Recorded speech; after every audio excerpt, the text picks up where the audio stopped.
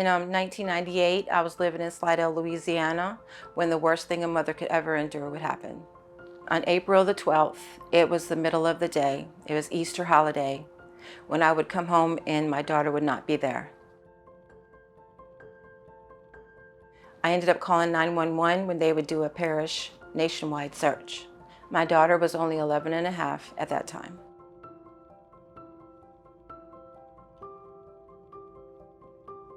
It was 3 days later when I would receive a phone call that they found a body near the industrial canal. And when I got to the morgue, it would be her.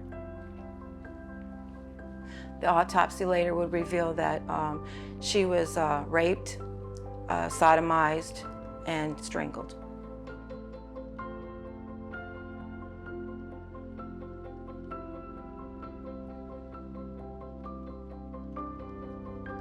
I was in a daze.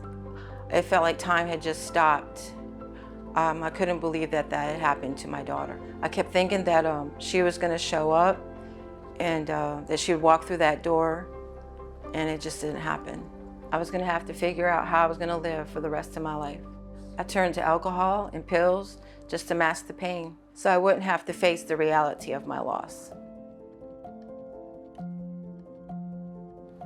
So I would try different relationships, telling them my story, thinking that they would be able to help me to heal from this. But it didn't. Nothing worked.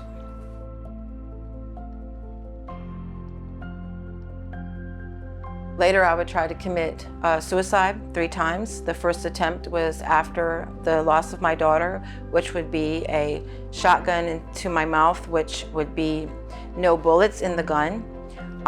The second time would be where I tried to step out in front of an 18-wheeler, but something had stopped me. The third time would be with me trying to take my life with heroin. Even after $300 worth of heroin and passing out, I still woke up. I just wanted to die and end the pain. I've been to the mental hospital, nothing from there worked. I was on the streets living anywhere I could.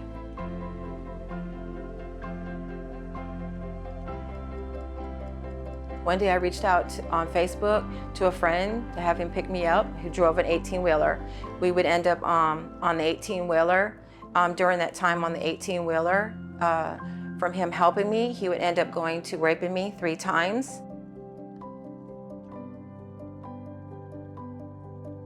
Then in that, stating that I needed help and that I needed to go to the New Orleans mission, where then he would end up bringing me here to the New Orleans mission and dropping me off. Saturday, January 15th, 2020, I arrived here at the mission. And little did I know that that was the day that my life would change. That day, I was sitting on that bed. I was wondering what I was doing in a place of God, knowing that when I was younger, I went to church and learning about God. But in that moment, God said that no, that I didn't know him. My journey from that day until now, still at the mission in 2023, God has shown me so much.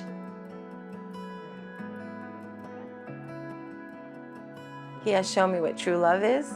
He has given me the strength to face everything that I've been up to this point in my life.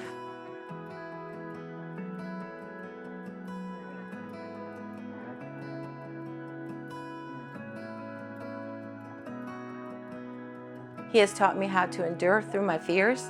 He has taught me how to forgive. He has shown me I am a child of God.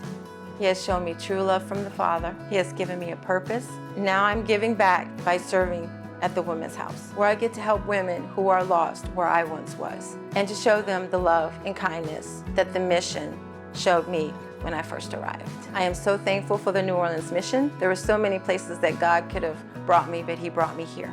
There are so many amazing words that I could use to describe this place, but the word that I would use is hopeful, a place where true healing happens.